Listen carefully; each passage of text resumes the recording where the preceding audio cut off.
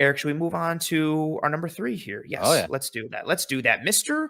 Ladd McConkey, who I think is kind of a dark horse favorite for a lot of Bills fans, actually a lot of fan bases in general. I think once you watch the tape, just such a professional route runner, balled out a bit at the Senior Bowl as well. He's got some very strong reps against some very strong corners Yes. and good defensive players in this league playing in the SEC. He cooks some dudes with some regularity, and we have a familiar comp for Bills fans. Mr. Emmanuel Sanders is the Yeah. comp here for Ladd McConkey from a route running play style standpoint, and one that I think is pretty spot on, and I know you do as well.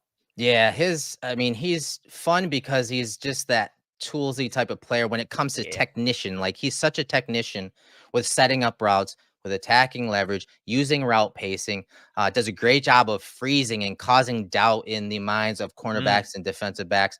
And what I really liked about his film, not just from last year, but when he was healthier in 2022, was his body language. You always hear Josh Allen talk about how important reading body language of wide receivers, how they look when they're coming in, in or out of breaks on certain routes, and how important that is to him when it comes to anticipating routes or why he isn't able to anticipate a route. I think he does a really good job of that. And you see that a lot in 2022 as opposed to 2023. And that body language is very important. I also noted that he quickly attacks the positional leverage of defensive backs, forcing them to open up most of the time to the wrong side. You see a lot of those vertical stems, those posts, those Dino posts that have multiple mm. breaks, and he gets guys just turned around. And a lot of times it's like, dude, he's not even getting the ball, but he's turning these guys around. If he had a quarterback that could hit it down the field consistently, like a Josh Allen, then you're going to have bigger plays and maybe more talk about him among that top one or top two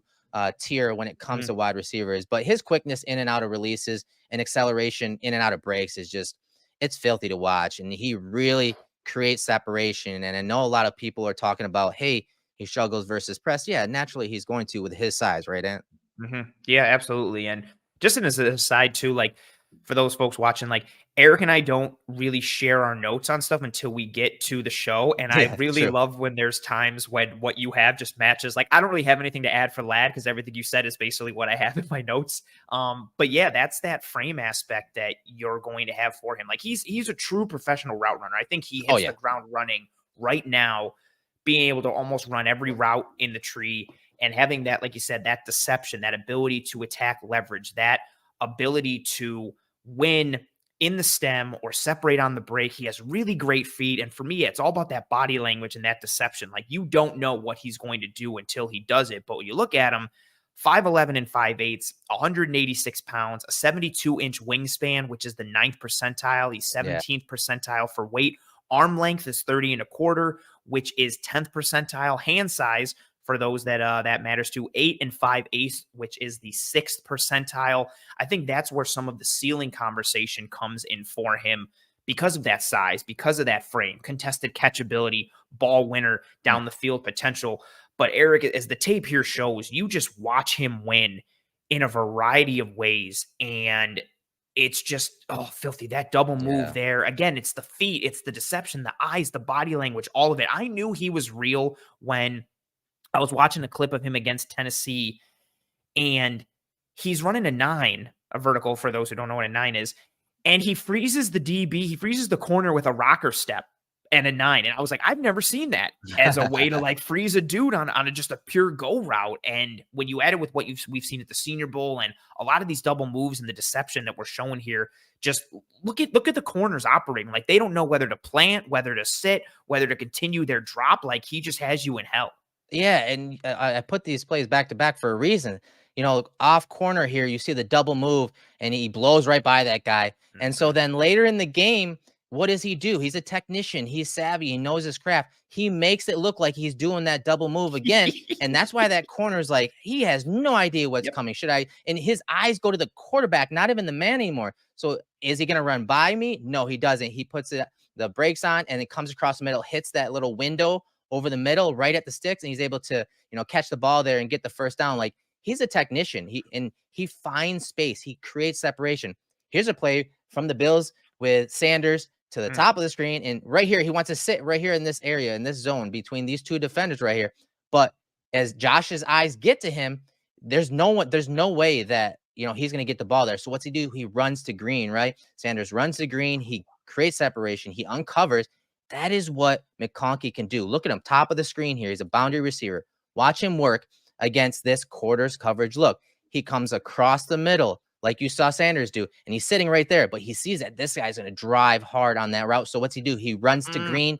He uncovers. He runs by that guy, and he gets open, and he's able to get the first down, but also, make an explosive out of this with some of that speed post catch. Yeah, the speed is one that when you watch the tape, he's got juice to his game. I was not expecting him to run a 4.39 40 at the 100%. combine. I'm with you on that.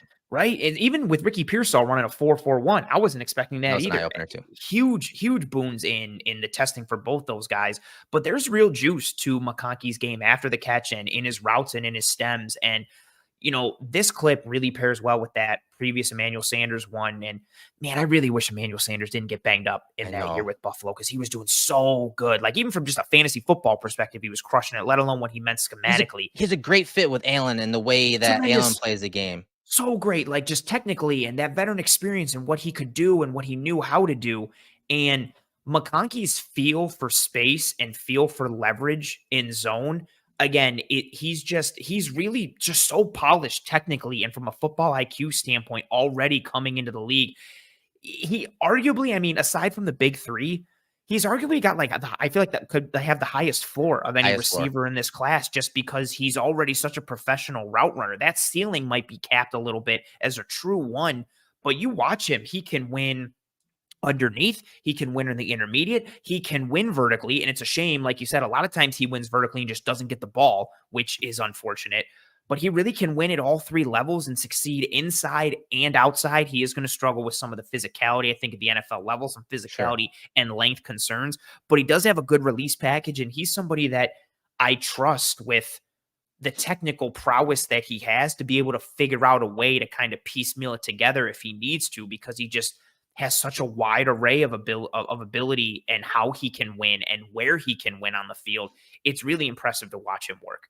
Right. And honestly, prior to the Diggs trade, if the Bills didn't make the trade of Diggs, I would like to have a McConkey, probably not at 28. I have a second round grade on him, but Same. I think we talked about luxury. I think he would be a great player to have and to groom, to play multiple positions and roles in the Bills offense, because he's a separator. He's obviously got some speed that I think is going to catch some people off guard, even at the next level.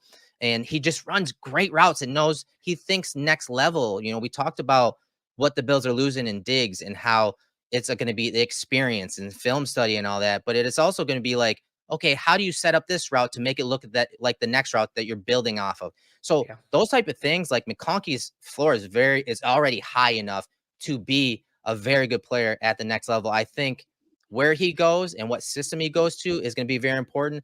He's going to have to go to a team, especially if they use him early, that plays a lot of those, those tighter splits, those nasty splits that maybe he's a boundary guy. He's the outermost wide receiver, but they tighten his split with a tight end on the line of scrimmage so he can't get pressed and get leaned on and get jammed at the line of scrimmage. I think those type of things that, we talked about with Joe Brady and bringing Curtis Samuel, I think some of those things apply to McConkey. And if Diggs wasn't traded, I do think that McConkey would be a great person to have come in and learn behind Diggs and the receivers in the Bills room.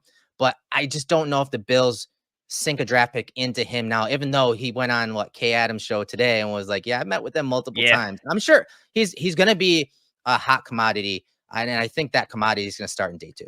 Well, even just, he definitely met with the Bills at the Senior Bowl, because the teams meet with every player, and then probably met with him again at the combine. And he's an impressive dude. Like, when you watch him on the tape, and I am in a similar boat with him. Like, I like him, and I would have been very fine with him pre-Diggs trade.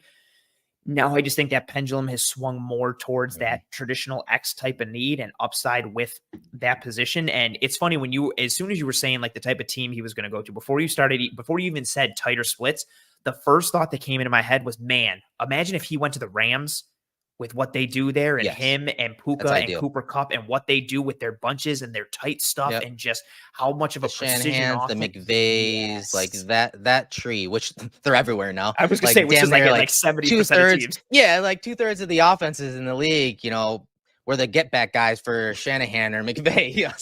So I mean, I guess he's got a good chance to go early in this draft and be productive year one. Yeah, it's a good yeah, because that tree is freaking everywhere. That's very funny. That's good. Yeah, dude has some real ability. And it's fun. And I think he's now gotten to a bit of a hyperbolic situation where I think some people knock him too much and kind of downplay what he can do. And I think other people kind of overplay their hand with him in terms of making him out to be like I started making the Chuck Norris jokes for Ladd McConkey, like, like Superman wears Ladd McConkey pajamas and stuff like that, just because Yeah. everybody loves him so much. But he really is a quality player with a very high floor coming in as a rookie. And then where he goes could be really, really, really interesting.